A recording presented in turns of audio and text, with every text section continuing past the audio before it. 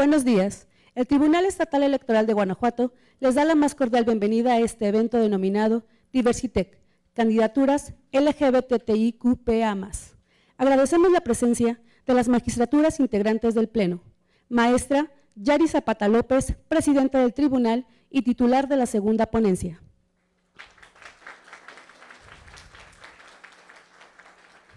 Maestro Juan Antonio Macías Pérez, titular de la primera ponencia.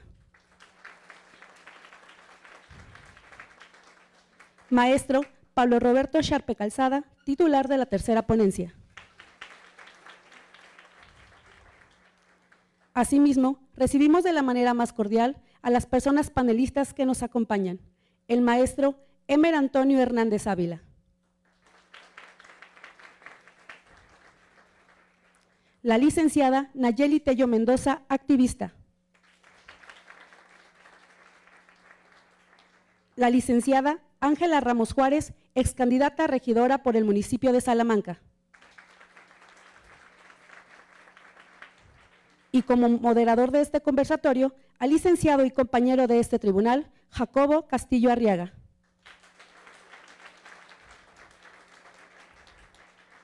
A continuación, presentaré a las instituciones presentes. De organismos autónomos nos acompañan Brenda Canchola Elizarrarás, consejera presidenta del Instituto Electoral del Estado de Guanajuato.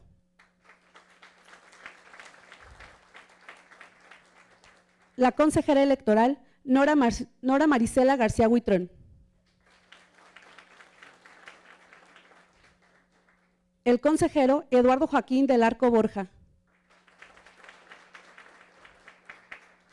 Y la secretaria ejecutiva Indira Rodríguez Ramírez.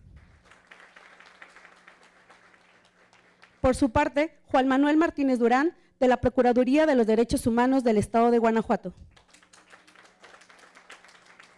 Cecilia Catalina Vaga Valerio, titular de la Unidad de Estudios de la Diversidad Sexual y de Género de la Procuraduría de los Derechos Humanos del Estado de Guanajuato. La doctora Claudia Susana Gómez López, rectora de la Universidad de Guanajuato. A la licenciada Alejandra Licea Ferreira, del programa de la Fiscalía Especializada en Materia de Derechos Humanos. Larisa Martínez Flores, de la Junta Local Ejecutiva del Instituto Nacional Electoral de Guanajuato.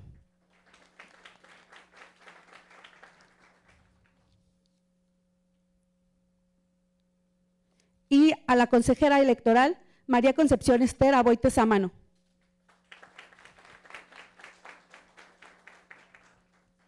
Así como a la ciudadanía en general y al funcionariado de este tribunal, que se encuentra de manera presencial y a través de las diferentes redes sociales.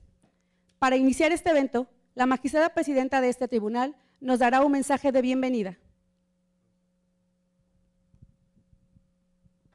Muchas gracias, buenos días a todas y todas las personas que nos acompañan de manera presencial. Hago propio los saludos de la maestra de ceremonias. Muchísimas gracias de verdad a todas las personas que nos acompañan de manera presencial aquí en las instalaciones de este tribunal. Obviamente gran parte del grupo que estamos aquí presentes son funcionariado de este propio tribunal que integra las distintas áreas operativas y jurisdiccionales del tribunal. Muchísimas gracias a todas las compañeras y compañeros. Y bueno, obviamente no haré todas las repeticiones en los saludos, pero agradezco a todas las personas que nos están también acompañando de manera virtual vía streaming. Y bueno, este evento está dentro del marco de la conmemoración por el Mes del Orgullo de la Diversidad Sexual. Me dirijo a ustedes para visibilizar este tema, que es la participación político-electoral de personas de la diversidad sexual y de género en el estado de Guanajuato.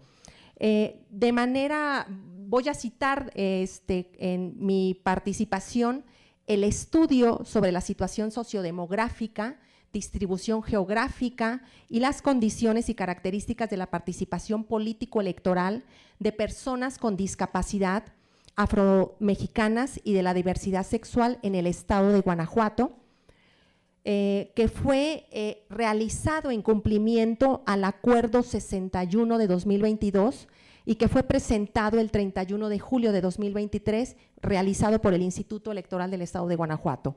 Y como contexto y antecedentes de este estudio, en marzo de 2022 se emitió el acuerdo 15 de ese mismo año en respuesta a una sentencia de este tribunal electoral que ordenó la implementación de acciones afirmativas para grupos históricamente discriminados. Esto incluyó también a las personas migrantes, a las personas con discapacidad, afromexicanos y de la diversidad sexual. Sin embargo, este acuerdo fue recurrido a través de un recurso de revocación, posteriormente llega a este tribunal como revisión y bueno, se reabrieron los debates dentro de este tribunal, lo que llevó a la necesidad a que se ordenara la realización de este estudio previo a la emisión de las acciones afirmativas. Así, el 22 de diciembre de 2022 se instruyó a la Unidad Técnica de Igualdad de Género y No Discriminación del propio IEG a realizar este estudio que abordara pues las necesidades de estas comunidades. Este estudio tuvo por objeto plantear cuál era un estimado de la población, las condiciones de participación, establecieron una ruta crítica para plantear un programa de trabajo, vislumbraron también los mecanismos en que podían estar participando, incluir a los grupos en el proceso, estarlos escuchando para conocer su realidad y bueno, obviamente este estudio también tuvo un marco legal. Y bueno, a raíz de este estudio arroja que en el estado de Guanajuato se encontró que aproximadamente el 5% de la población en Guanajuato de personas mayores de 15 años se identifican como parte de la diversidad sexual. Por eso es que quise traer esta información que fue producto, fue realizado por el Instituto Electoral, pero fue derivado de sentencia de este tribunal y bueno, nos señala que existe una población en el estado de Guanajuato. Es complejo de pronto ubicar el grueso de esta población con números ciertos, porque bueno, también sabemos que mucha gente todavía no se siente con esa libertad o con esa seguridad para expresarse abiertamente de la diversidad sexual. Esto nos hace ver que se enfrentan identidades de género, de diferentes brechas en comparación con quienes se ajustan a identidades de género y orientaciones sexuales convencionales. Las personas que nos manejamos en la heterogeneidad, pues no tenemos estas brechas y estas diferenciaciones o estas situaciones que tienen que enfrentar las personas de la diversidad sexual. Así que las desigualdades en educación, en empleo, que ya nos comentaban, son marcadas mucho más entre mujeres de esta comunidad y el acceso a servicios de salud, pues sigue siendo todavía un tema que es un verdadero desafío. Además de los datos, pues nos revelan una alarmante percepción sobre el respeto a los derechos de las personas de la diversidad sexual. Solo un 17.49% de hombres y un 14.27% de mujeres creen que sus derechos son respetados. Y esta falta, pues bueno, nos señala realmente la urgencia de seguir abordando este tipo de acciones. Resultado del pasado proceso electoral de 2024, pues actualmente contamos en el estado de Guanajuato con 67 personas que integran ayuntamientos a través de cargos de elección popular que pertenecen a la comunidad de la diversidad y solo 4 personas más en el Congreso del Estado. Creo que estos números nos arrojan que es fundamental que las decisiones de los órganos electorales, tanto de los administrativos y por supuesto de estos tribunales jurisdiccionales, de los órganos jurisdiccionales, consideremos las circunstancias de vida y las preocupaciones de estas comunidades. Debemos escuchar sus narrativas, debemos escuchar sus propuestas, ya que reflejan realmente la vulnerabilidad que enfrentan en nuestra sociedad en el día a día. La inclusión no solo me parece que sea un deber ético de todas las personas, sino es una urgente necesidad para construir un sistema democrático que represente realmente a todas las personas. Por eso celebro que se lleven a cabo este tipo de eventos y que nos hagan, que nos hayan podido acompañar para compartirnos sus experiencias. En conclusión, el camino hacia la inclusión y el respeto de los derechos políticos de las personas de la diversidad sexual LGBTTQPA+, en Guanajuato, exige nuestro compromiso mutuo. Debemos trabajar en colectividad para garantizar que toda la ciudadanía, sin importar su origen, su identidad, tenga una voz en la toma de decisiones. Muchísimas gracias a todas las instituciones que nos están acompañando y al público que nos sigue, a los diferentes colectivos de la Universidad de Guanajuato. Agradezco su participación al colectivo Ceres y a todas las personas que nos acompañan. Espero que esto realmente sea de su agrado y que podamos aprender un poco más en el tema. Muchas gracias. Gracias, magistrada. Continuando, antes de dar comienzo a la actividad, hacemos de su conocimiento que tenemos una dinámica de post-it para colocar un mensaje positivo al finalizar el evento, por lo que una vez que concluya la fotografía oficial, les pedimos a las personas participantes pasar al fondo del salón donde se encontrará el tablero. Gracias. Enseguida, cedo el uso de la voz a nuestro moderador, quien nos compartirá las semblanzas curriculares de quienes integran el panel. Adelante, Jacob. ¿Qué tal? Muy buenos días. Gracias a todas, todos y todes que nos acompañan el día de hoy. A través también de redes sociales externo un saludo y les doy la bienvenida al evento Diversitec, candidaturas LGBTIQPA+, un espacio de diálogo y reflexión acerca de las candidaturas por acciones afirmativas en favor de la población de la diversidad sexual y de género. Me complace presentar a mis amigas, compañeros que se encuentran en el día de hoy en este panel. Nos acompañan en esta sesión el maestro Emer Antonio Hernández Ávila y las licenciadas Nayeli Tello Mendoza y ambos hombres. El maestro Emer es licenciado en Derecho por la Universidad Autónoma, con maestría en Justicia Constitucional por la Universidad de Guanajuato.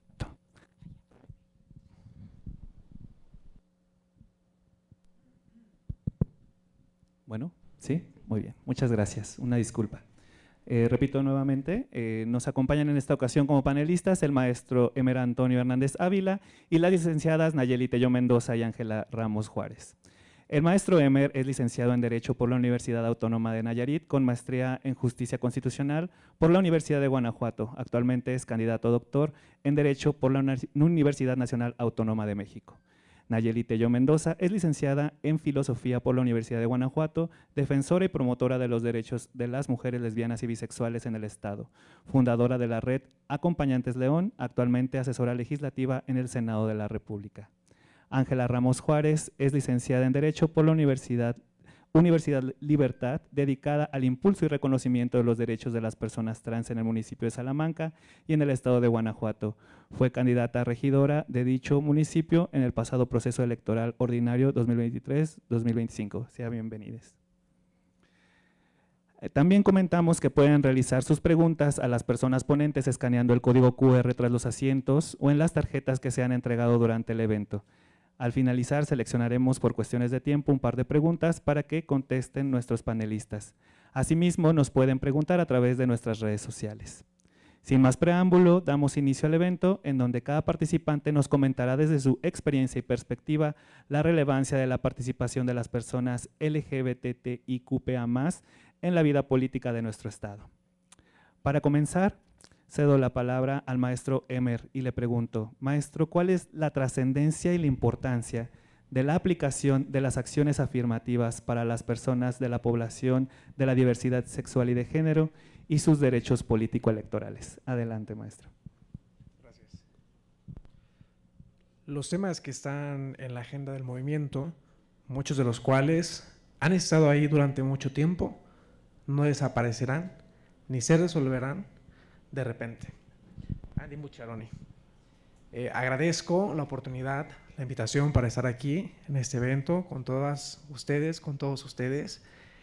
Me siento muy contento de participar y de compartir ese espacio con personas que impactan con sus actividades, con su trabajo, todos los días en beneficio de los derechos de la diversidad sexual. Dicho esto, y para responder la pregunta que Jacob me planteó inicialmente, me gustaría sí hablar de las acciones afirmativas, del progreso que han tenido el avance progresivo de los derechos de la diversidad sexual, pero voy a poner el énfasis en la usurpación, en el fraude a la ley y el uso estratégico de las candidaturas de la diversidad sexual. Parece que después del derecho a contraer matrimonio, la deuda histórica con la diversidad sexual ha quedado saldada, ¿no? Más allá de eso, fue tan solo la puerta, ¿no?, que se abrió para el reconocimiento a otros derechos. Adopción, reconocimiento de identidades diversas, derechos de seguridad social, etc. Cada persona, cada identidad, cada forma de entenderse y comprenderse en nuestro entorno exige todo el respaldo del Estado. Cada medida legislativa, arreglo institucional, política pública es, simultáneamente, la posibilidad de acceso a una vida igualitaria, de respeto y reconocimiento. Además de la pregunta que me planteaban inicialmente, yo pretendo en esta breve exposición responder dos cuestiones. La primera, ¿por qué continúan siendo necesarias las acciones afirmativas? Y, en consecuencia, ¿qué podemos esperar de las autoridades electorales en México para garantizar que las conductas, me refiero al fraude a la ley, a la usurpación de candidaturas de la diversidad sexual, no continúen postergando el acceso real, efectivo y digno de las personas de la diversidad sexual a los espacios de representación política? Para contextualizar, hay dos razones con las que quiero iniciar también esta conversación. La primera, y retomando los datos y la información estadística que la magistrada presidenta compartía al inicio de esa exposición, es que existimos, que somos y que seguiremos siendo parte fundamental de la vida política del Estado. La segunda, que la lucha continúa, que aunque existan normas, leyes, bloques completos de tratados, esto no garantiza, ni ha garantizado, que se revierta la exclusión y la discriminación constante en el ámbito político. Bueno, yo para abordar esta problemática, la usurpación y el fraude a la ley, voy a utilizar un caso. Para esto, quiero dejar claro que esa conversación no me refiero a un partido político concreto, ni a personas reales. Es más, me voy a colocar en el plano de lo imaginario, de la suposición, en un país y en un mundo donde esto no sucede y no ha sucedido. Candidaturas y usurpación, ¿no? Yo observo, y esta es mi percepción de manera general, que esto se debe y está relacionado con algo a lo que yo llamo deslealtad constitucional. ¿Qué es esto? Es una falta de compromiso con los derechos reconocidos en nuestra Constitución, en nuestros tratados, ¿no? Es un comportamiento deliberado para retener el control de las candidaturas, aun cuando ello implique buscar los recursos necesarios para eludir las demandas del pluralismo. Así, ese fraude a la ley, visto como un beneficio arbitrario, fraudulento o simulado, ¿no?, desplaza fuera de los márgenes del pluralismo las aspiraciones, las potencialidades de la diversidad sexual que ha estado, está y estará presente en nuestra sociedad. Ya les decía yo, este caso es hipotético, no pasó, esperemos no vuelva a pasar, pero en un proceso electoral no muy lejano, en un estado de alguna república, algún partido político registró una candidatura de la diversidad sexual, ¿no? Esa candidatura, quizá voy a buscar no ser tan técnico para explicar el caso, voy a evitar hacer las menciones directas, pero espero ser claro con lo que sucedió, ¿no? Bueno, registran a una persona para cumplir con el principio de paridad y una cuota, una acción afirmativa de la diversidad sexual. Otro partido político advierte que hubo alguna simulación en estas postulaciones, en esta postulación en concreto, Porque, digamos, esta persona registrada, que además fue candidata, que además ganó, pues no pertenecía realmente a la diversidad sexual. En el análisis de ese caso, encontramos que la persona, durante el registro ante la autoridad administrativa, tuvo dos registros diferentes, ¿no?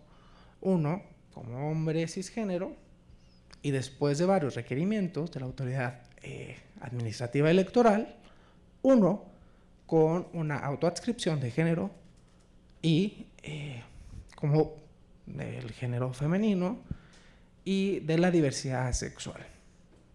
Bueno, con esas condiciones la persona gana la elección, y cuando el tribunal revisa si pues esta situación efectivamente constituyó algún fraude a la ley, alguna simulación, alguna usurpación, pues encuentra algunas cosas bien interesantes que quiero destacar con ustedes. Primero, principio de paridad de acciones afirmativas. ¿Qué estándares de prueba en el caso de la autoadscripción simultánea corresponde para evaluar si efectivamente estamos ante un caso que puede afectar las leyes y de manera simultánea los derechos de las personas de la diversidad, el principio de paridad de género, ¿no? ¿Es suficiente la autoadscripción? Esto es, o sea, si basta con que una persona manifieste y exprese un reconocimiento, un autorreconocimiento determinado en ese amplio espectro de la diversidad para considerarla, ¿no? Para considerar este requisito como suficiente. Pues bueno, el tribunal encontró que en los casos de autoadscripción simultánea sí se admite prueba en contrario. Y hay razones poderosas para comprender esto. Ojo, no estoy diciendo que la autoadscripción de género sea insuficiente, sino que hay condiciones que nos han combinado a buscar herramientas y elementos para pues, disuadir este tipo de prácticas, ¿no? Nocivas. ¿Qué pruebas considerar en esos casos? Pues lo primero, todas aquellas pruebas que no sean discriminatorias. Y esto, dicho así, es lo más sencillo del mundo, ¿no? Pruebas que no sean discriminatorias. Vaya, ¿y qué vamos a exigirle a una persona de la diversidad? ¿Qué vamos a exigir? ¿Un comportamiento social determinado? ¿Un cuerpo específico? ¿Una forma de relacionarse con las demás personas concreta? ¿Es eso lo que determina, lo que genera la pertenencia a una identidad de género, a una preferencia? ¿Es eso lo que deben buscar las autoridades electorales? En ese caso hipotético que les comentaba, no fue así, ¿no? Y el tribunal dice, no puede ni debe comprometerse el libre desarrollo de la personalidad, la intimidad, la privacidad. Pero lo que sí podemos hacer es analizar otras cuestiones que muchas veces están dentro del propio expediente. En este caso, tenían y se encontraron con dos manifestaciones o dos registros. El primero como hombre cisgénero y un segundo, insisto, después de requerimientos de la autoridad administrativa para satisfacer el principio de paridad, cuando el partido político se dio cuenta de que no lo cumplía, pues un espontáneo cambio de autoadscripción, una autoadscripción de género. Bueno, no solo eso, en este caso se evaluaron aspectos bien importantes que tienen que ver con los pronombres y uso de pronombres en la campaña. Y ojo con eso, que es bien importante. No porque se evaluara, digamos, la expresión corporal o comunicación de esa identidad de género en los promocionales de campaña, sino por el uso de pronombres. Es decir, cómo esta persona se comunicó con el electorado como una persona cisgénero, un hombre cisgénero. Toda su campaña la hizo como un hombre cisgénero. Esos elementos, y voy hilando estas ideas, ¿no? Estas razones que se encontraron en este caso, ¿no? Otras importantes como por qué exigir, ¿no? También en esos casos donde, insisto, hay derechos de fondo sumamente importantes como la intimidad, la dignidad, ¿no? El libre desarrollo de la personalidad. ¿Por qué sujetar ese tipo de asuntos a este escrutinio? Y la razón es bien importante, porque las acciones públicas, las acciones afirmativas son de interés público.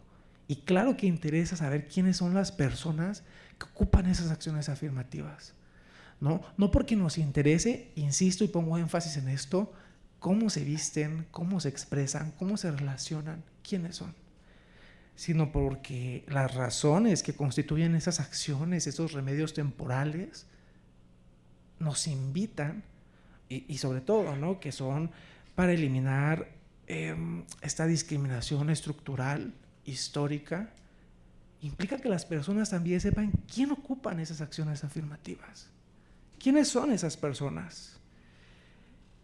Ese caso, ¿no? Esta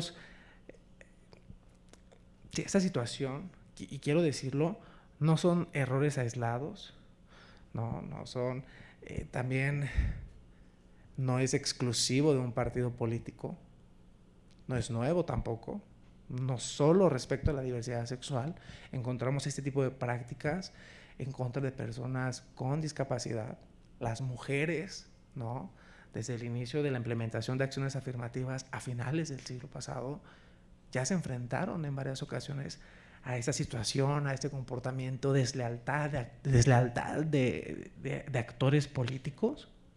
Y este caso, ¿no? Y muchos otros más que he tenido la oportunidad de revisar, me han llevado a analizar qué podemos esperar de las autoridades electorales, ¿no? O sea, y después de la pregunta sería, ¿y después de la acción afirmativa, qué más?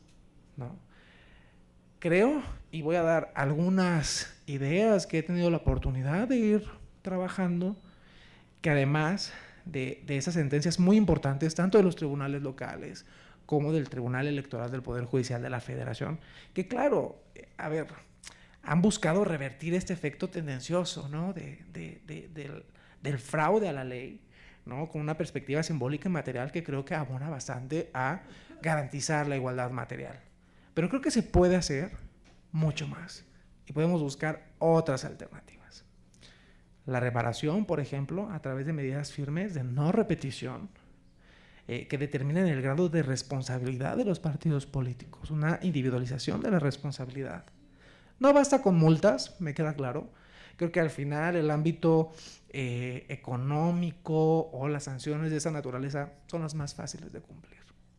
Y no solo en el ámbito político, ¿no? En ese tipo de infracciones, creo que en otras aristas el derecho nos hemos dado cuenta que siempre las multas, las sanciones económicas para el poder en general es lo más fácil de satisfacer. Siempre hay medios y siempre contarán con los medios para librar ese tipo de cuestiones. Pues creo que invitaría a ir más allá de las multas, mecanismos de seguimiento de esas acciones afirmativas, no solo esperar a que desde la perspectiva formal existan registros, sino ver si necesariamente responden a una necesidad histórica de la diversidad.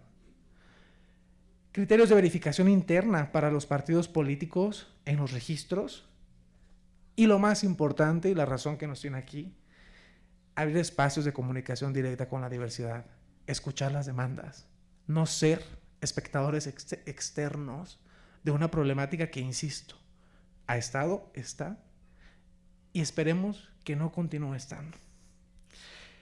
Yo voy a cerrar con una breve reflexión de esto. Dejo algunas ideas, abro el espacio a las preguntas para continuar abonando al debate de este tema. Al final, yo lo único que puedo decir es que frente al cinismo de la clase política, el derecho y nuestras instituciones electorales, locales, federales, son el último dique de contención frente a la arbitrariedad, el canal a través del cual la justicia puede materializarse y el espacio donde la democracia debe reafirmar su compromiso con la igualdad, la inclusión y el respeto a los derechos político-electorales. A pesar de que ello implique aceptar lo que no entendemos o simplemente no queremos entender. Muchas gracias.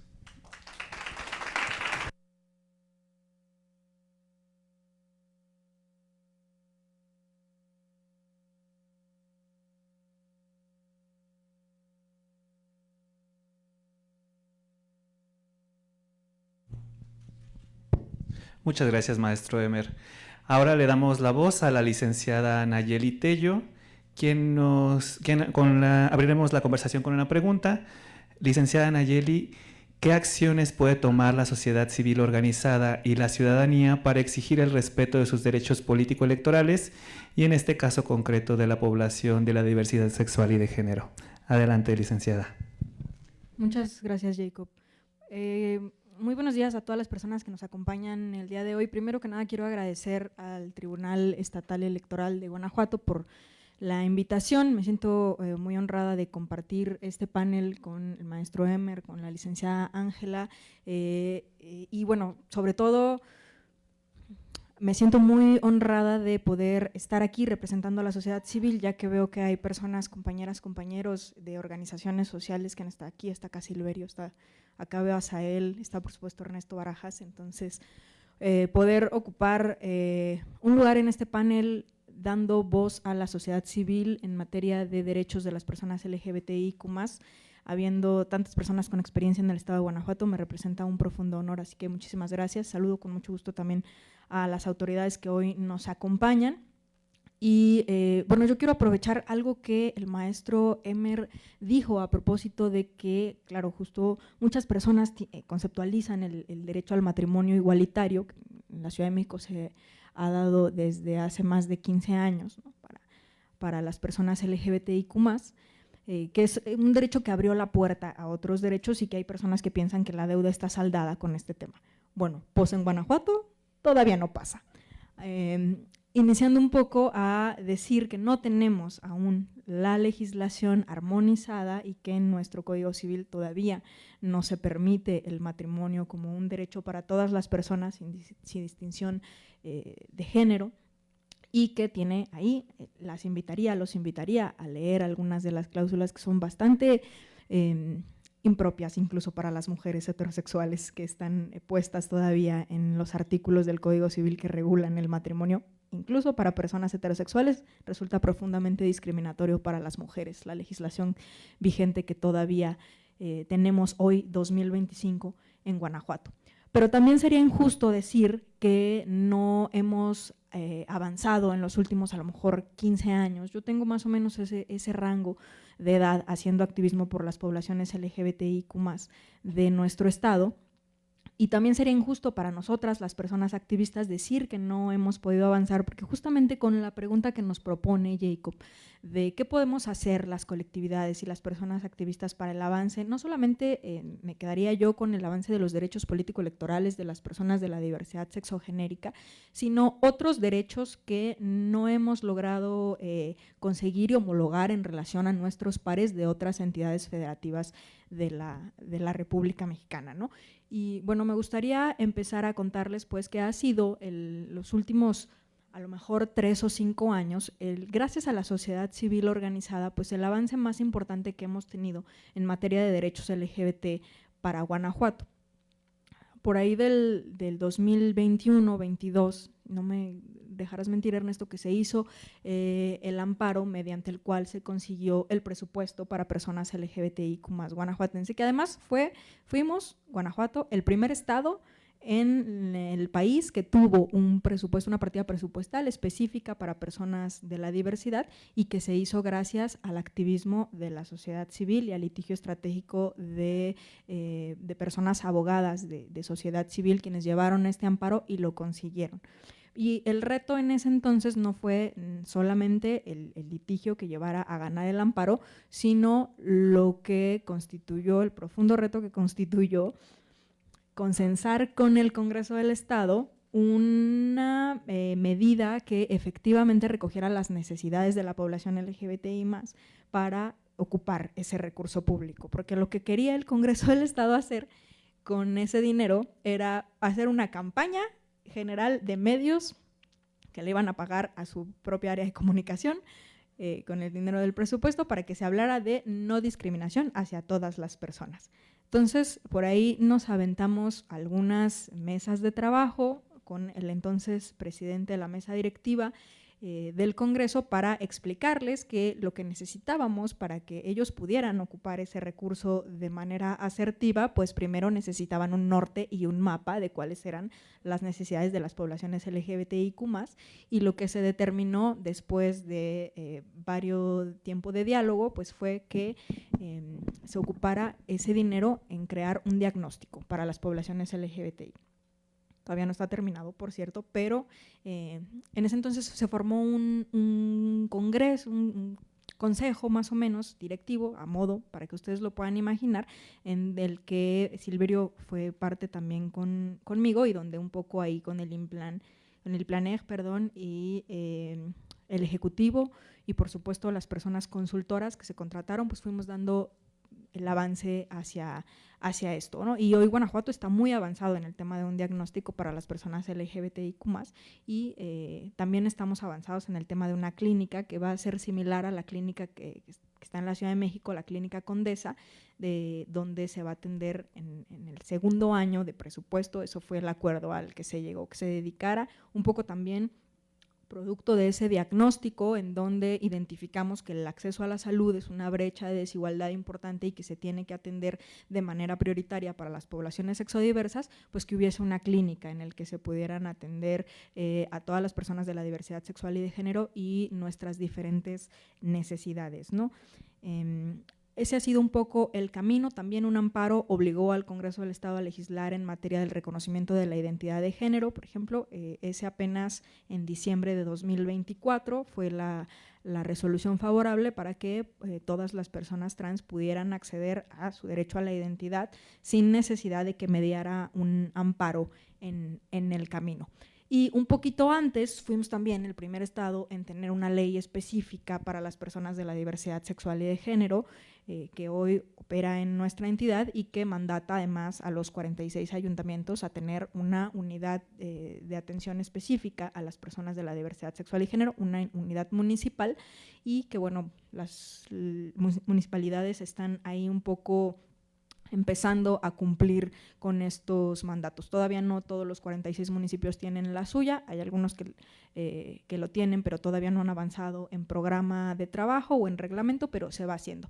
Y esto se los cuento un poco porque justamente han sido acciones que sociedad civil ha venido impulsando en materia de derechos LGBTIQ+, y que me parece que una de las cosas importantes y potentes que las personas de colectividades, las personas activistas, las personas defensoras de los derechos humanos de la diversidad podemos seguir haciendo, porque falta un camino importante en Guanajuato, pues es justamente organizándonos y creando puentes de diálogo, alianzas y la incidencia política legislativa y a nivel municipal también en políticas públicas para poder seguir accediendo y un poco marcarles el camino a las personas tomadoras de decisiones, porque si bien hoy tenemos personas tomadoras de decisiones en algunos puestos que son personas pertenecientes a la diversidad sexual y de género, eso no necesariamente implica que se haya avanzado sustancialmente, ¿no? en materia de derechos para la diversidad.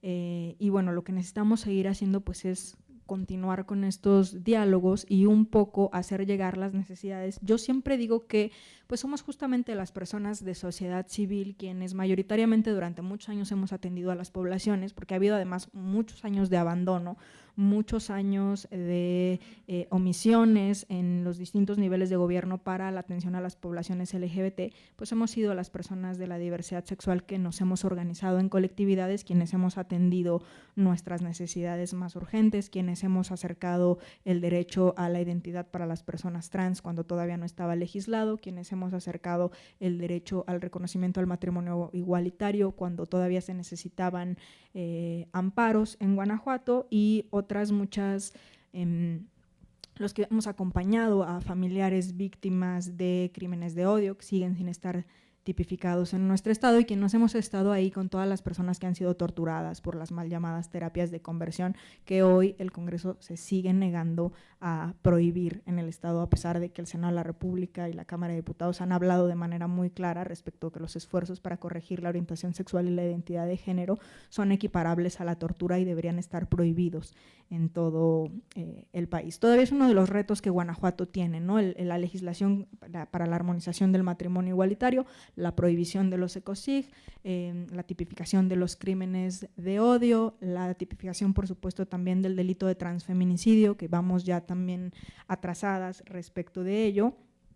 Y creo que justamente uno de nuestros papeles más importantes pues es tender estos puentes de diálogo y insistencia para que se reconozcan estos derechos en las leyes, porque la ley también, además de que regula, pues es profundamente simbólica.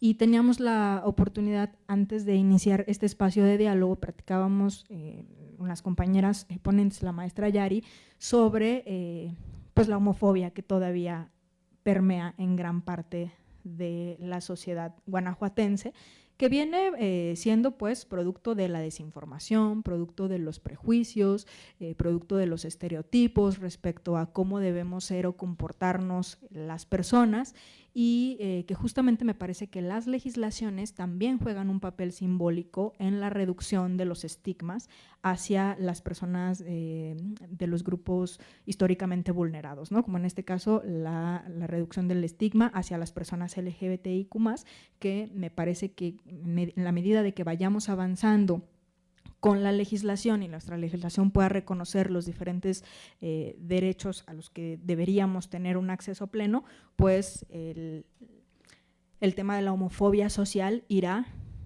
disminuyendo, porque podremos generar otras acciones afirmativas que permitan la reducción del estigma hacia la disidencia sexual y de género, ¿no? Me parece que acciones afirmativas hoy, como las que hablaba el maestro Emer, son mucho más visibles. Hoy hay este tipo de espacios, también son parte de acciones afirmativas, pero personas LGBT ha habido en la participación política desde hace muchos años, ¿no? A lo mejor no todas las personas en esta sala lo recuerdan, pero las primeras candidaturas, por ejemplo, de dos personas homosexuales y una mujer lesbiana fueron en 1982, cuando la entonces candidata Rosario Ibarra, que fue candidata a la presidencia de la República, pues candidateó a dos personas abiertamente LGBT a diputaciones federales. Y la primera diputada, por ejemplo, abiertamente lesbiana fue Patria Jiménez, que venía de sociedad civil, porque Patria, para quienes no lo sepan, fue junto con Gloria Careaga las fundadoras del Closet de Sor Juana, una de las primeras organizaciones lésbicas de la Ciudad de México, que después Gloria lo convirtió en lo que ahora es la Fundación Arcoíris, que es una fundación que además está en Ciudad de México, pero hace estudios a nivel nacional sobre el tema de las poblaciones LGBT. Y Patria fue la primera diputada abiertamente lesbiana, y ella logró en ese entonces, en el 97, quitar del Código Penal del entonces Distrito Federal la homosexualidad como una variante de la perversión, porque así lo consideraba el Código Penal del DF. Y en el 2000 la sucede Noé Uranga, y Noé es la que hace la regulación de todo el tema de las sociedades de convivencia, que son las precursoras del matrimonio igualitario. Fue en el 2000 y el matrimonio igualitario se reguló en la Ciudad de México hasta el 2009, entrando en vigor en marzo del 2010. Entonces, hoy las acciones afirmativas, reconocen la importancia de la participación política de las personas LGBT para que puedan llegar a ocupar cargos de toma de decisión, pero las personas LGBT hemos estado ahí en la participación política, y muchas de esas personas pues han abierto brecha para que hoy personas como nosotras pues podamos estar aquí con ustedes compartiéndoles un poco de las experiencias y del trabajo que tenemos. Y una de las cosas con las que me gustaría un poco contarles para ir redondeando esta idea y cerrar es justamente que, fíjense que yo particularmente he tenido la oportunidad en los últimos años de dialogar con algunas personas tomadoras de decisiones para contarles cuál es la necesidad de que incluyan a personas LGBT, acciones afirmativas en los diferentes ámbitos de la ley. Y en el caso del municipio en el que yo vivo, que es el municipio de León, me gustaría contarles que hace algunos días escuchaba a propósito de un reclamo que hicimos sobre el tema de la Unidad Municipal de Diversidad, que no tiene titular, está sin persona titular desde hace un poco más de 2 meses y no se ha hecho ninguna acción ni ninguna política pública, a pesar de que la unidad tiene desde octubre operando. Entonces hacíamos un reclamo de qué está pasando, por qué no se había hecho la selección de esta persona y pues la presidencia municipal nos contestó que en el municipio se atendía a todas las personas por igual, en todas las dependencias se les atiende a todos por igual. Y a mí me parece importante recalcar que está muy bien, por supuesto, está consagrado en la Constitución que todas las personas tenemos derecho al acceso a todos los servicios sin discriminación, pero me parece muy importante señalarle a las personas tomadoras de decisiones que las personas LGBT, en el caso que nos compete hoy, pero todas las personas que pertenecemos a algún grupo en situación de vulnerabilidad históricamente discriminado, tenemos necesidades específicas derivado de las características del grupo poblacional al que pertenecemos. Y en el caso de las personas LGBT es así, tenemos necesidades específicas en el ámbito de la salud, tenemos necesidades específicas en ámbitos económicos, tenemos necesidades específicas derivado de la violencia y la discriminación histórica que hemos vivido, que permea, por ejemplo, en el ámbito educativo, etcétera, y que por eso son necesarias las políticas públicas específicas para las personas LGBT, que por eso no basta con que se nos atienda de manera igualitaria en todos los espacios, sino que se necesitan crear políticas públicas específicas para los rubros. Y me gustaría darles un ejemplo muy sencillo que a lo mejor algunas personas ya lo han escuchado porque lo cuento siempre en todos los espacios, pero que me parece muy ilustrativo. En una organización en la que yo tuve oportunidad de trabajar y de coordinar durante unos años, que es una organización que se llama Chicas Viles, que atiende muy específicamente a mujeres lesbianas y bisexuales, pero que trabajamos con el grosso de las poblaciones LGBTIQ+. En el 2021, luego de algunas experiencias personales que las compañeras vivimos en la organización, decidimos hacer un manual de salud sexual, porque nosotras veníamos haciendo temas de salud sexual por los años, ¿no? Hacíamos temas de salud sexual para las mujeres lesbianas y bisexuales, de cómo cuidarnos, cómo protegernos ante una ITS, etcétera, etcétera, sexo seguro básicamente para mujeres que tenemos sexo con otras mujeres.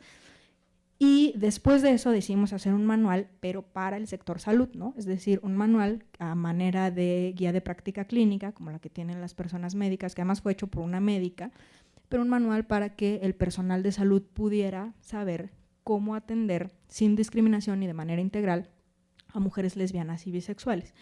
Y nos encontramos con varios retos. El primero es que no había ni un dato, no en Guanajuato, en México. No había ni un solo dato desagregado sobre salud sexual de mujeres lesbianas y bisexuales, no existía.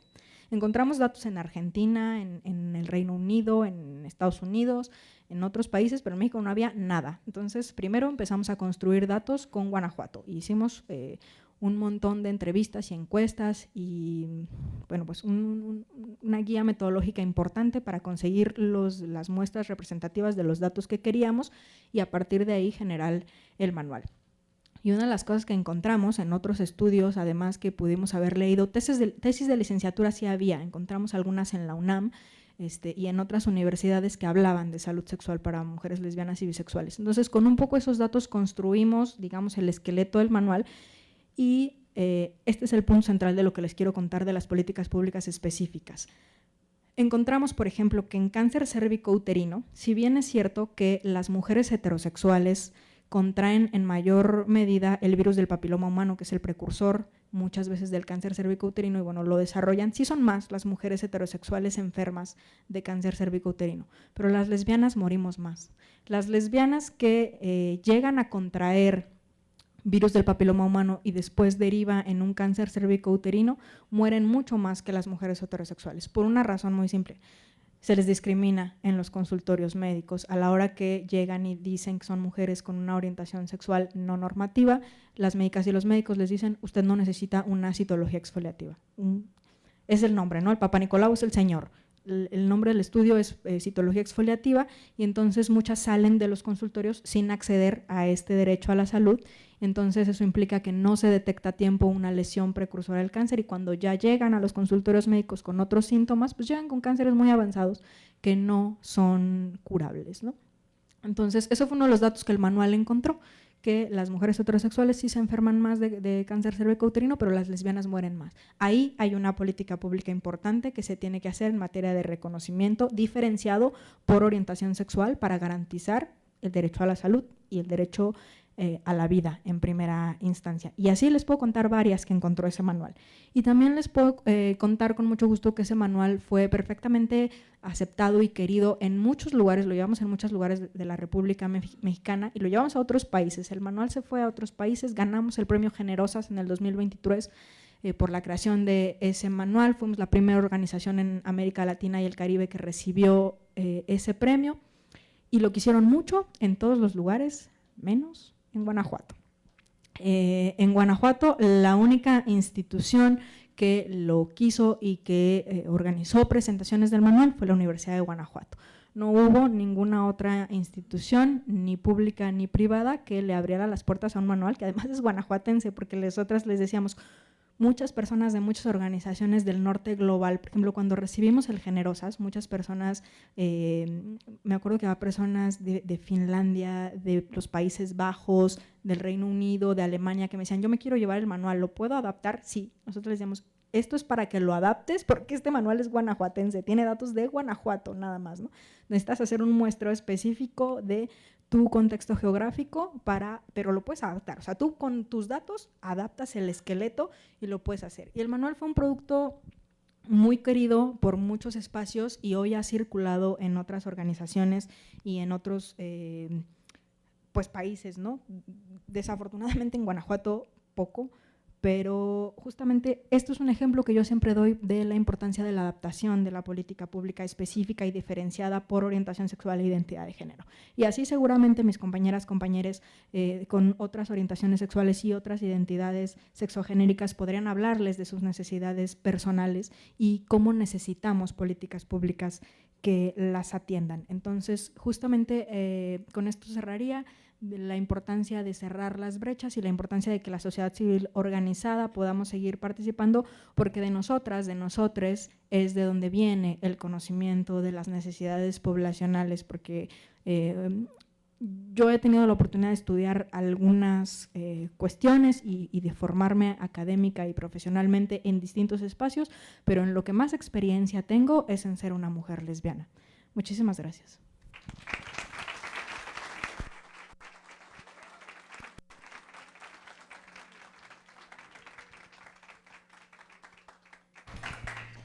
Muchísimas gracias a la licenciada Nayeli Tello por su intervención. Definitivamente las acciones de la sociedad civil organizada son de gran importancia para que estos temas lleguen a la agenda de las personas que toman decisiones. Quisiera externarles en este momento, o recordarles que pueden realizar su pregunta a través del escaneo del código QR para presentar esta pregunta a alguno de nuestros panelistas. Asimismo, las personas que nos siguen a través de redes sociales pueden realizar su pregunta con algún comentario. Ahora le doy la voz a la licenciada Ángela Ramos Juárez, quien nos platicará su experiencia como candidata a regidora del municipio de Salamanca. Entonces, sus comentarios sobre su experiencia son de valiosa importancia y le genero la pregunta, Ángela, ¿cuál fue tu experiencia como candidata a regidora en el municipio de Salamanca y de qué manera cambió tu vida esta experiencia? Adelante, Ángela. Hola, buenos días a todas, todos y todes. Gracias por invitarme a este debate. Y la experiencia como candidata esto inició el año pasado cuando la candidata del Partido Verde Ecologista de mi municipio, Concepción Cornejo, me invitó a formar parte de su equipo, de su planilla como candidata para regidora de mi municipio. Lo que sucedió con ella es que se acercó a mí por una mera casualidad porque teníamos como una persona en común. Entonces ella se acerca a mí y me lo propone, ¿no? Me dijo, bueno, para cubrir esta cuota, como se le llama, de personas LGBT, pues te invito a participar de estas elecciones. Nada más, no hubo como un preámbulo, no hubo como tú quién eres, a qué te dedicas, etc., etc. Únicamente vieron a una persona trans y se me convocó para dicho propósito. Entonces, pues claro, yo acepté porque siempre procuro promover los derechos y la visibilidad de las personas trans. Entonces acepto unirme a la planilla de Concepción Y una ocasión en la mesa de trabajo en su casa de campaña sale a tema de colación que yo tengo una licenciatura en Derecho, para sorpresa de todos los compañeros ahí presentes, porque dicen, órale, entonces esta persona tiene conocimientos, ¿no? Esta persona, aparte de ser trans, tiene una licenciatura, tiene una educación formal. Para sorpresa de todos les digo, porque por lo general ligamos la idea de personas trans quizás a la ignorancia, porque culturalmente las personas trans o las personas LGBT venimos quizás de un estrato bajo, ¿no? O bueno, es lo que se quiere creer, ¿no? Que somos como, no tenemos capacidad de. Entonces, bueno, ya yo demuestro que tengo las credenciales para poder tener una candidatura y el proceso sigue, ¿no? Desafortunadamente se perdió, pero la experiencia que a mí me quedó con esto es que se nos recluta para cargos políticos sin siquiera saber quiénes somos, no es como te invito a participar porque cubres tú con la cuota de ser una persona LGBT, descartando totalmente el quién eres profesionalmente o académicamente, no sé, el factor conocimiento no es relevante cuando se trata de reclutar personas de la comunidad LGBT por el mero hecho de reclutarlas, no es como, bueno, te necesito y te invito independientemente de quién tú seas. Me parece sí importante que los partidos políticos incluyan a personas de la comunidad LGBT porque como bien se sabe, socialmente somos un colectivo que está marginado y específicamente las mujeres trans. Las mujeres trans estamos en un estrato muy bajo, siempre hemos estado relegadas a trabajos como la prostitución, el estilismo, la peluquería, se nos ha encasillado que esa es nuestra área de desarrollo, siendo que hay mujeres trans en las artes, en las ciencias, en la política, vamos, en diversas áreas del conocimiento, ¿no? Entonces, respondiendo a la segunda pregunta de si cambió mi experiencia de vida, pues sí y no. No porque todo sigue exactamente igual a como estaba antes. Y sí, porque de alguna manera he sumado un granito al ser visible, al menos en mi municipio, ¿no? Que se sepa, bueno, las personas trans, o al menos la persona trans, porque fui la única mujer trans que tuvo una candidatura. Del resto de partidos políticos, ninguna. Entonces, al menos se visibilizó, al menos una persona trans tuvo acceso a la esfera política que está como muy alejada de la realidad de las personas trans. Si no es que un accidente, en mi caso así fue, que yo llegué hasta allá, pero del resto no tenemos acceso a esa burbuja, ¿no? de poder y del poder político. Entonces, si cambió mi vida, pues no del todo, pero sí me congratula que al menos una persona haya sido tomado en cuenta. Entonces, creo yo que hacer estas pequeñas acciones de parte de los partidos políticos o lo que estamos viviendo aquí el día de hoy, al menos pone sobre la mesa nuestra existencia. Yo el día de hoy, como representante de las personas trans, tanto hombres como mujeres trans, al menos ya es un paso hacia adelante, no decir, bueno, una persona pudo estar presente ahí, una persona trans fue tomada en cuenta, entonces ya es ganancia. Si bien el panorama actualmente es muy oscuro para las personas trans en el mundo, porque en nuestro país también lo es, estar aquí es importante que se nos tome en cuenta, que se sepa que existimos. Como bien lo menciona Nayeli, los grupos marginados estamos siempre carentes de derechos, los tenemos que conquistar, tenemos que estar duro y dale para poder acceder a sistemas de salud. Los derechos ni siquiera han sido conquistados al 100%, entonces empezar a hacer este tipo de eventos, ponernos un micrófono, hacer que salgamos a la luz pública es un mensaje directo para el público, ¿no? Las personas trans existen, las personas, hombres y mujeres trans están ahí, no nada más están relegados a ciertos trabajos, son personas capaces. Yo sé que los medios de comunicación nos regalan una imagen errónea de quiénes somos las personas trans. No sé, se consumen personas trans que se dedican exclusivamente a divertir. Voy a poner el ejemplo de Wendy Guevara, ¿no? Wendy Guevara nos funciona y nos sirve porque ella se dedica específicamente a entretener.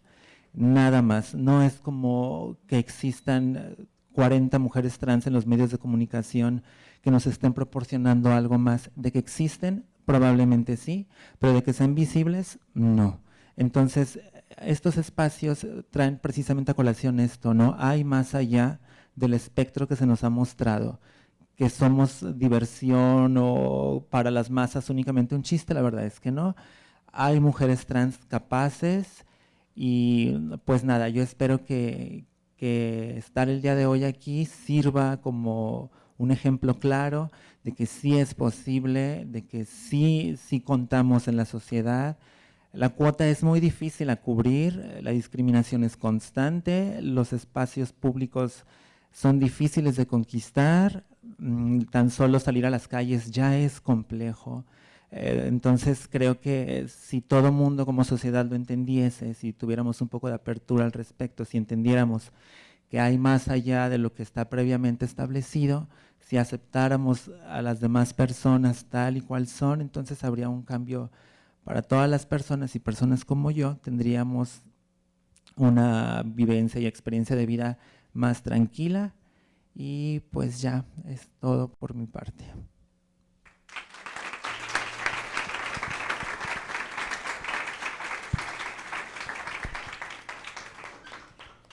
Muchas gracias, licenciada Ángela.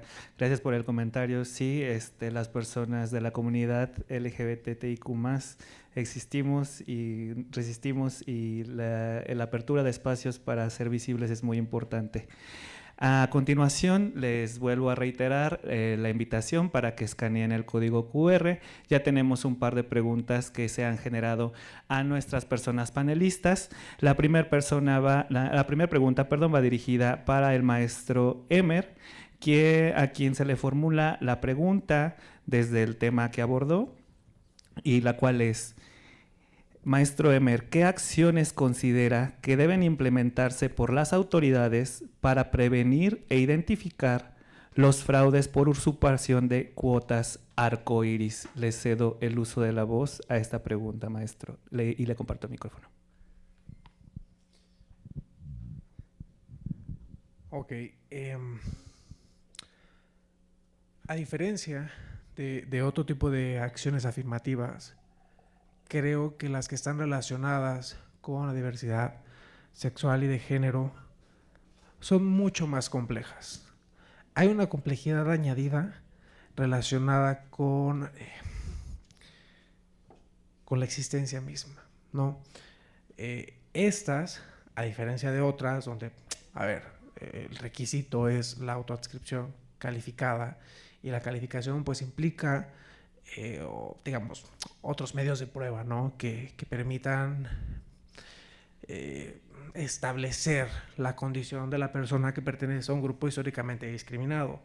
Aquí se juegan derechos como la intimidad, la privacidad, el libre desarrollo de la personalidad, que son sensibles, que son altamente, y desde la esfera jurídica son altamente conflictivos, y que implican a las autoridades la mínima restricción, la mínima intromisión posible, ¿no?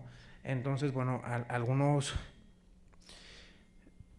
no quiero tampoco, un poco lo que trato de hacer es poner sobre la mesa, sí, los casos que ha conocido el Tribunal Electoral, que al final del Poder Judicial de la Federación, que son los que he tenido la oportunidad no solo pues de estudiar, sino de comentar en algunos espacios, ¿no? Y algunas fórmulas que me parece que se han encontrado para equilibrar estas tensiones internas que generan estos derechos en esas acciones afirmativas en específico, ¿no? Eso como, sí, no solicitar pruebas que sean discriminatorias, y yo les adelantaba, claro, que no es discriminatorio, y cómo determinamos que algo no es discriminatorio en este tipo de cuestiones. Creo que, aunque parece sencilla, la interrogante es sumamente compleja. Entonces, en este caso, no me parece un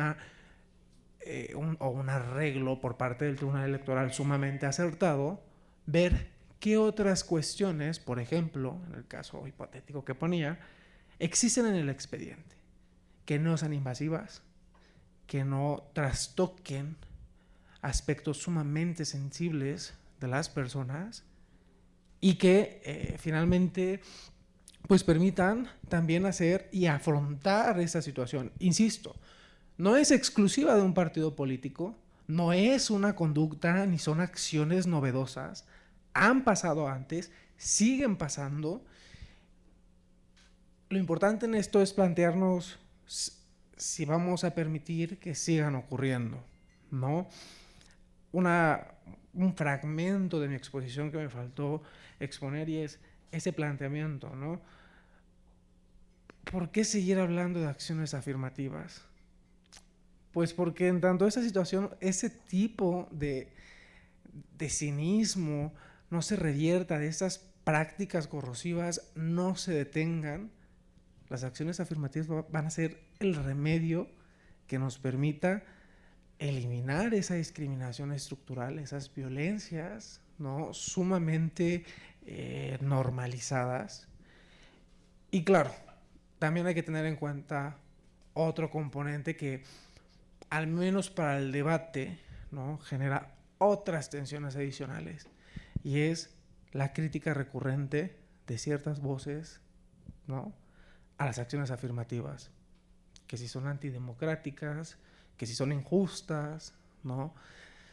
Pues, insisto, mientras la violencia, la discriminación, la exclusión sean una regla que no permita alcanzar la igualdad material, las acciones afirmativas son lo que tenemos para ese reconocimiento.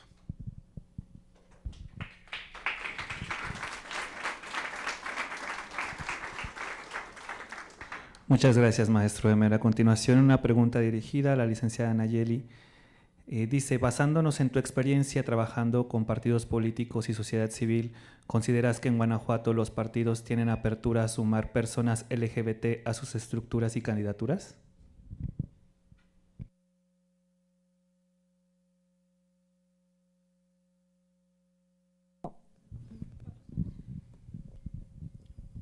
Gracias. Muchas gracias por la pregunta. Diría que sí, dependiendo del partido. No me gustaría hablar de particularidades, porque además creo que los partidos, algo que hacen muy bien en Guanajuato es hablar por sí mismos, de quién tiene apertura y quién no, no solo con las candidaturas, sino con los derechos humanos de las personas LGBT y derechos humanos de las mujeres y todas las personas que hemos tenido la oportunidad o de asistir a algún espacio de toma de decisión o de informarnos por los medios de comunicación, pues creo que sabemos quiénes han estado un poco más en la pugna del alcance de los derechos para todas y todas y quiénes todavía tienen resistencias históricas, aludiendo en palabras de sus propios representantes a sus estatutos, ¿no?, a los estatutos de sus propios partidos. Entonces diría que sí, no todas las instituciones políticas de buena gana, creo que eso es importante decirlo, muchas de ellas también impulsadas por las medidas que se han tomado por la obligatoriedad de las acciones afirmativas y algunas instituciones políticas también un poco más o menos prestándose a la simulación. En el caso hipotético que planteó el maestro Emer durante su exposición, pues se parece mucho a un caso que nos pasó en León el año pasado, en el periodo electoral, con una usurpación de una candidatura por acción afirmativa en la titularidad del Ejecutivo, una candidatura que planteaba a una persona para la presidencia municipal como primero como una mujer trans y luego, bueno, unas declaraciones bastante desafortunadas por su parte, refiriéndose de manera muy violenta hacia las mujeres trans. Me parece que es un buen ejemplo en el caso hipotético que el maestro Emer planteó. A León ya le sucedió y bueno, a algunas otras municipalidades y estados de la República también, pero me parece que los partidos han ido un poco también ahí avanzando en apoyo también con los organismos electorales, también que nos han un poco marcado el camino sobre cómo es que tenemos que ir solventando esta deuda histórica y que no sea una simulación el tema de las acciones afirmativas, sino que evidentemente sí haya personas pertenecientes a los grupos de situación en situación de vulnerabilidad, pues ocupando esos espacios. Y creo que ahí la llevamos. Nos falta pues un montón todavía, porque como también Ángela lo explicitó en su exposición, pues muchas veces se buscan, o en este proceso electoral donde tuvieron que cumplirlo, pues por cubrir la cuota, Y después, lo que me parece problemático es que no se le dé seguimiento a la candidatura, ¿no? Que no se le integre, que no se le invite a formar parte de la institución política a esas personas, y que en la medida de todas las acciones afirmativas de personas que no resultaron electas, pues que no haya una invitación a seguir participando de los institutos políticos. Me parece que es una cosa que los partidos deberían de tomar en cuenta, que todas las personas que formamos parte de grupos históricamente discriminados, pues tenemos muchas cosas que aportar a las propias instituciones políticas, y que hoy por hoy los partidos mayoritariamente siguen siendo guiados por hombres cis, hetero, y que bueno, llevan toda la vida en las instituciones políticas, ¿no? Creo que hace falta un poco más de apertura. Creo que sucede, repito, en algunos casos, y esos casos hablan por sí mismos. No creo que sea necesario explicitarlos.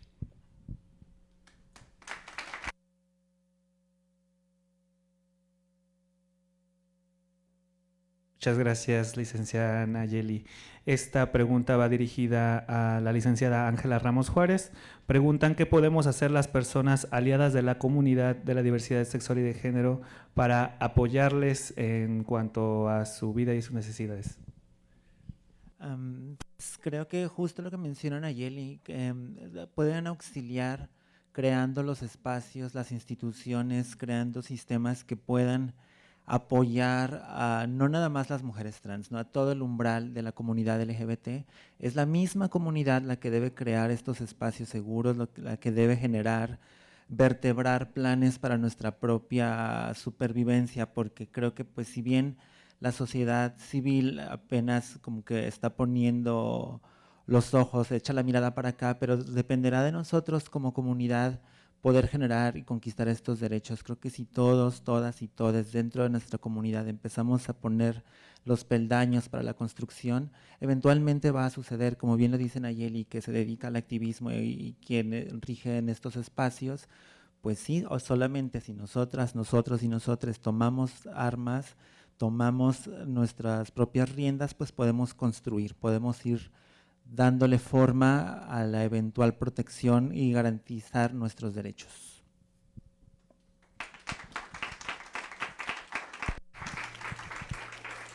Muchas gracias. Aquí tenemos una última pregunta. Dice, Nayeli, maravillosa intervención en el panel en donde se exponen muy brevemente todo el abanico de cosas que hacer. La UG es una sociedad muy diversa, necesitamos trabajar en equipo para sensibilizar a la población que no ve más allá de los estereotipos con los que crecieron. ¿Tienes alguna ruta sugerida para sensibilizar del respeto para todas las personas independientemente de quién debemos ser? Te invito a la UG para trabajar en este necesario y largo camino, escribe la doctora Claudia Gómez, rectora de la Universidad de Guanajuato.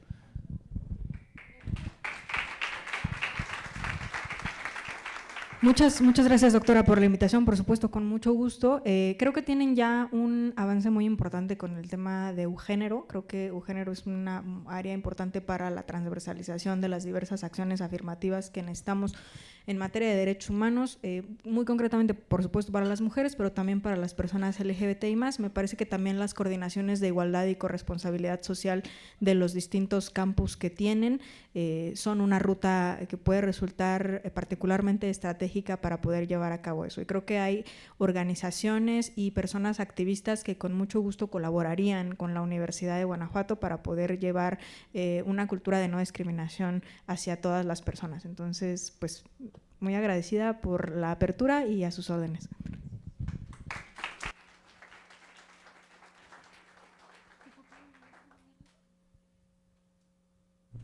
Muchas gracias. Esta pregunta viene a través de redes sociales, a través del Facebook, genera la pregunta Jesús Rangel. Él pregunta, ¿consideran que llegar a un cargo público mediante acciones afirmativas compromete a promover la agenda de los derechos LGBT en el cargo obtenido? No pone a quién va dirigido, pero quien guste contestar la pregunta, está abierta la pregunta.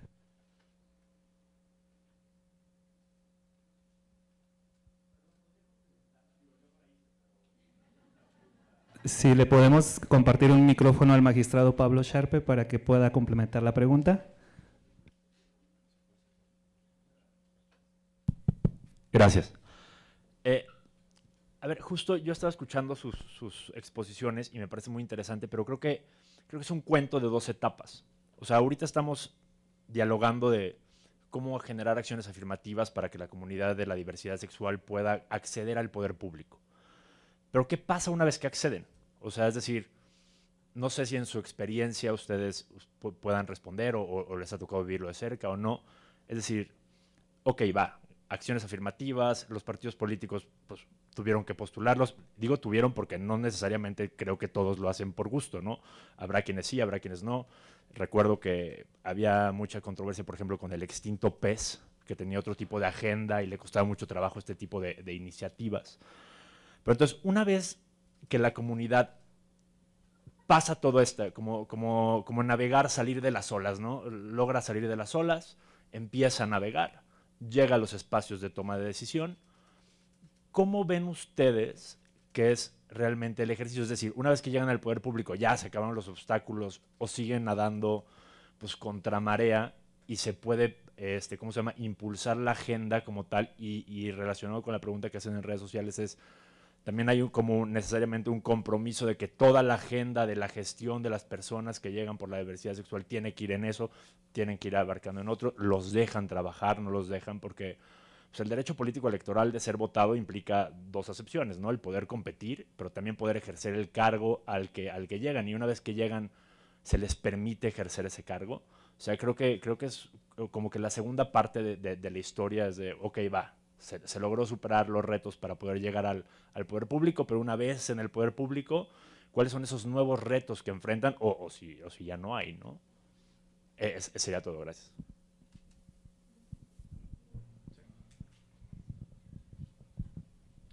Sí, a mí solo me gustaría mencionar que justamente esperaríamos como parte de un compromiso en congruencia de las personas que se autoadscriben a las acciones afirmativas que una vez que hayan sido electas, pues por supuesto que abanderen la agenda del grupo por el que se han propuesto. Me parece que eso de manera personal debería de ser un compromiso primero con la congruencia de quién eres y históricamente lo que te ha faltado a ti y a las personas, a tus pares.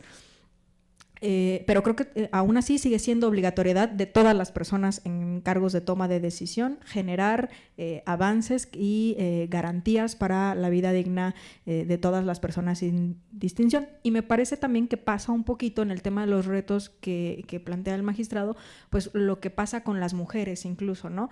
Y me remitió la pregunta y la exposición del magistrado a lo que se relata, por ejemplo, en el libro que publicó el IEG hace poco de la experiencia política de las mujeres en México, en donde 12 mujeres a través de entrevistas pues relatan sus experiencias con la participación política, ¿no? Algunas en cargos de toma de decisión, otras en la academia, otras en los tribunales, por supuesto la participación de la maestra Brenda Canchola también en el libro, y que justamente es lo que nos ha pasado o que lo que les ha pasado también a las mujeres. Uno, que se siguen enfrentando a situaciones de violencia en razón de género en los cargos de toma de decisión, y 2, que muchas veces llegan a grupos políticos pues con agendas que pueden ser incluso hasta contrarias a lo que tú representas o que no estarían tan de acuerdo con el avance de todos los derechos. Y lo dejaría en el caso particular de Guanajuato para solo referirnos a nuestro estado, a lo que recientemente pasó con la discusión de la despenalización del aborto, que no tener, o más bien el tener a más del 50% del Congreso del Estado mujeres no nos garantizó el acceso a decidir sobre nuestros cuerpos por un tema claro de agenda de los grupos parlamentarios.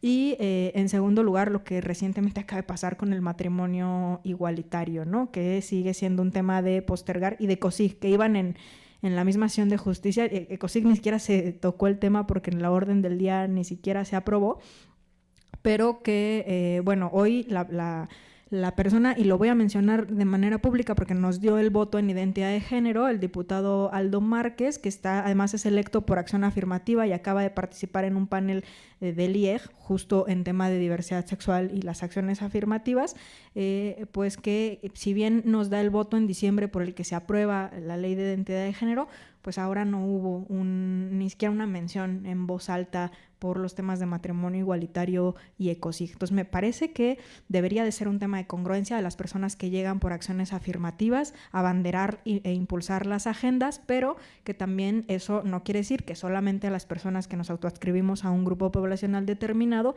pues tengamos la obligación de impulsar derechos, ¿no? Debería de ser una obligación de todas las personas en cargos de toma de decisión, impulsar los derechos, garantizar la no discriminación, la vida libre de violencia, etcétera, para todas las personas.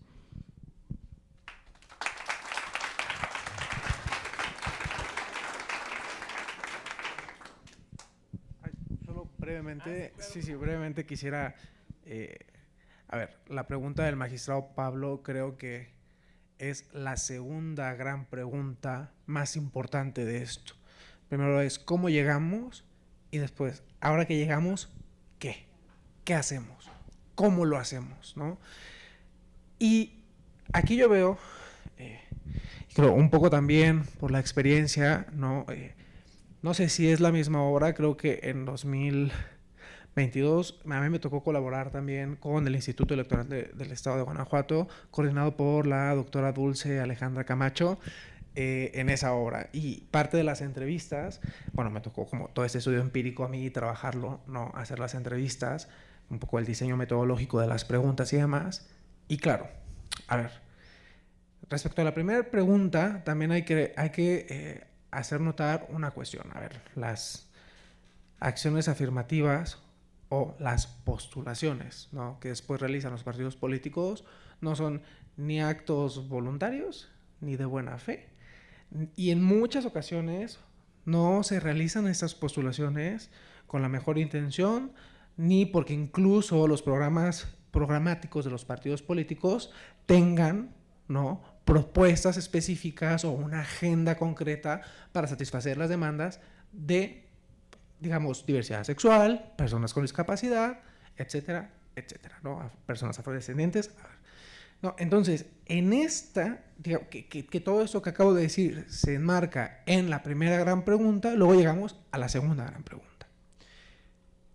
El problema es que hay una cuestión institucional, y eso lo comparto por mi experiencia, de control, de poder, muy fuerte. Claro, ya llegaste. Nosotros ya cumplimos. Partidos políticos, ya no tenemos responsabilidad, ya cumplimos.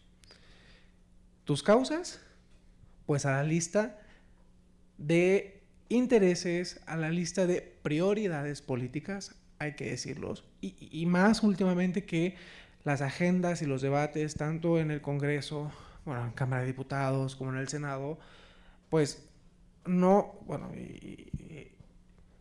no han estado centrados en estos debates. Digamos que ahorita los debates en el país son otros, ¿no? Claro, ¿cómo incorporar estas agendas a estos debates y a estas visiones, ¿no?, que se discuten en Cámara de Diputados, en Cámara de Senadores? Obligar también, ¿no?, a esas candidaturas, no sé, creo que y no está diseñada así la acción afirmativa para obligar a las candidaturas a responder a determinados programas, propuestas o impulsar determinados proyectos. No, creo que no están diseñadas para obligar.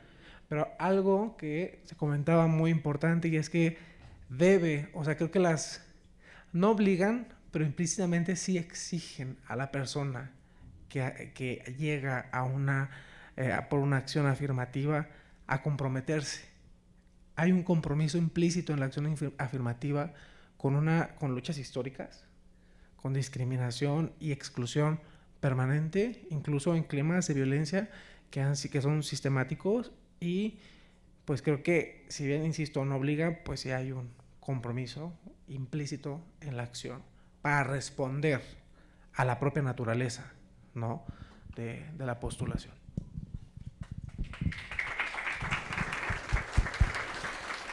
Muchísimas gracias. Vamos con la última pregunta. Por cuestiones de tiempo, les enviaremos las preguntas restantes a las y los panelistas para que hagan llegar su respuesta a quien preguntó. La pregunta hacia Ángela es: después del proceso electoral, ¿has seguido tomando acción en posicionarte como persona trans en la política? No he seguido tomando acción porque justo como lo mencionan, después de terminar las elecciones no pasó absolutamente nada. Es nada más llegar y el Partido Verde perdió, pero fuera de eso ya no hubo un después, no hubo un, bueno, ven para acá, te ofrecemos esto, continúa en las filas del partido. No, se acabó al perder se acabó todo. Entonces, creo que sí, si bien las personas trans podemos ofrecer algo, creo que los partidos únicamente voltean a ver cuando es necesario, ¿no? Cuando realmente la agenda lo demanda, es cuando aparecemos de pronto y al no ganar, pues eres un producto desechable, ¿no? Digo, yo estoy agradecida con el Partido Verde y con Concepción Cornejo, pero también entiendo que pues somos materia desechable, aunque suene un poco crudo, pero de pronto tú nos sirves durante esto, te mostramos públicamente, pero del resto, nada. Creo que, como lo mencioné, ¿no? Las personas trans somos capaces, tenemos las credenciales, pero no se nos voltea a ver de manera formal. Nada más sirves para cubrir la cuota y se acabó. Entonces creo que si realmente queremos auxiliar, tenemos que hacer un cambio de fondo, ¿no? Los cambios de fondo y profundos demoran. Hay que hacer una gran análisis sobre la situación de las personas, intentar hacer un cambio, pero por mi parte, pues no, yo no continúo, dudo, a menos que en el próximo proceso electoral alguien por ahí voltee a verme, y quizás vuelva a participar, quizás sí lo vuelva a hacer, porque creo que pues mi presencia puede ser una vez más como esto, ¿no? Ponernos al foco, decir, bueno, aquí están las personas trans, aquí están las personas LGBT, aquí están las mujeres lesbianas, y creo que si se me sigue invitando a participar, creo que voy a seguir aceptando. Independientemente de si se gana o no, eso me tiene sin cuidado. Lo que creo que realmente el ganar es que se sepa que existimos. Gracias.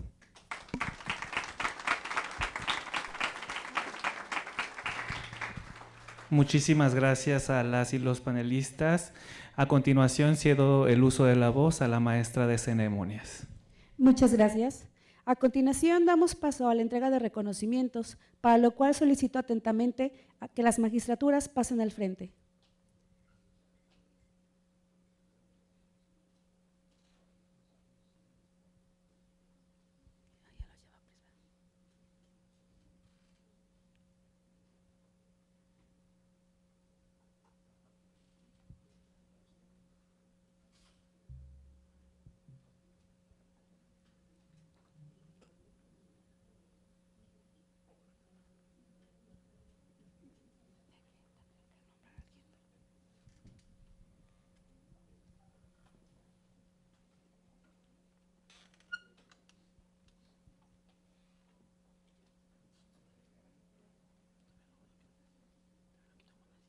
Muchísimas gracias.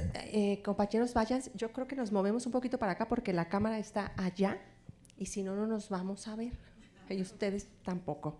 Muchas gracias. Pues yo quiero entregar por parte del Tribunal Estatal Electoral de Guanajuato, otorgar esta constancia a todas las personas que nos acompañaron por su participación como ponente en el evento Diversitec llevado a cabo en las instalaciones de este tribunal en la ciudad de Guanajuato, capital, el 26 de junio de 2025, y le entrego la constancia a Emer Antonio Hernández Ávila. Muchísimas gracias, Emer.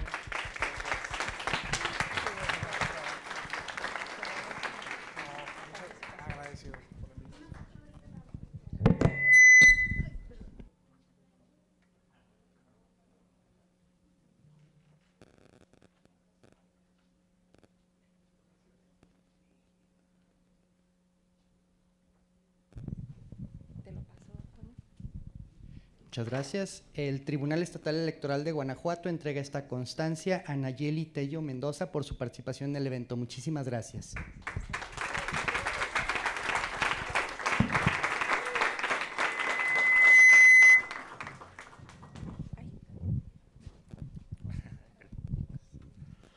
Y Igualmente, con muchísimo gusto, a Ángela le otorgamos esta constancia.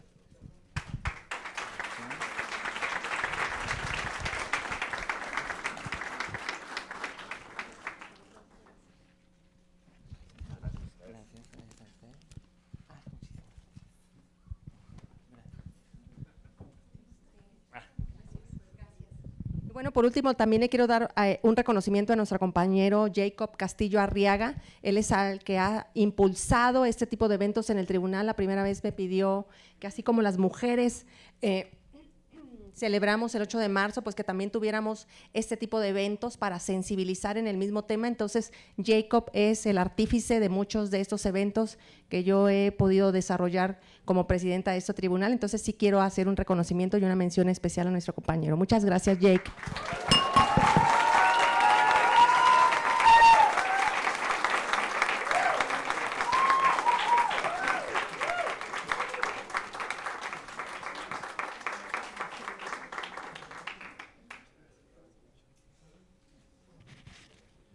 Les pedimos a los panelistas y a las magistraturas que se coloquen para la fotografía oficial.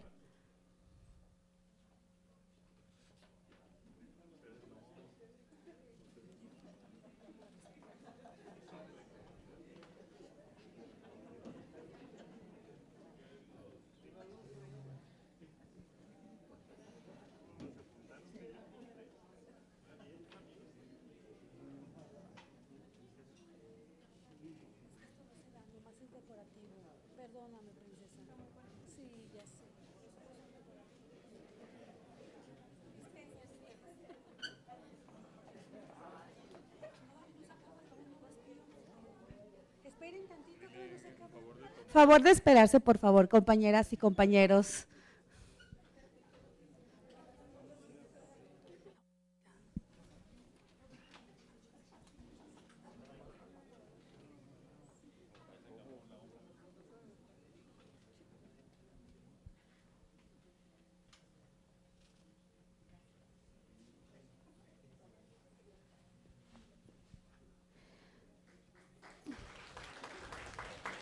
Con esto damos por finalizado el evento.